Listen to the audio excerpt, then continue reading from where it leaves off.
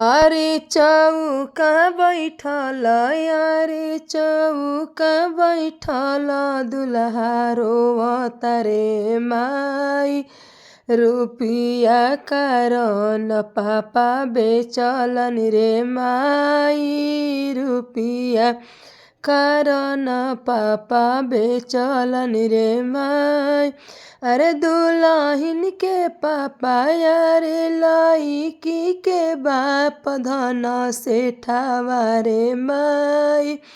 तौली तौली रुपिया फेंकतारन रे माई। तौली तौली रुपिया देत बाड़न रे माई। तो अरे बेटा के बाप अरे बेटा के बाप भिखी मांगा हवने माई। रुपी अरे हाथावा पासारी नोटिया लिहलन रे माई। हाथावा पासारी नोटिया लिहलन रे माई।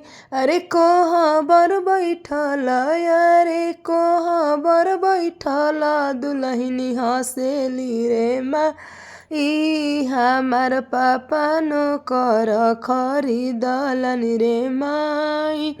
हमार पापा नौकर खरीदलन रे माई। रुपिया कर न बेटा बेचलन रे माई। अरे बेटा के बाप बेटा बेचावा रे माई। रुपिया कारण बेटा बेचलन रे माई। रुपिया।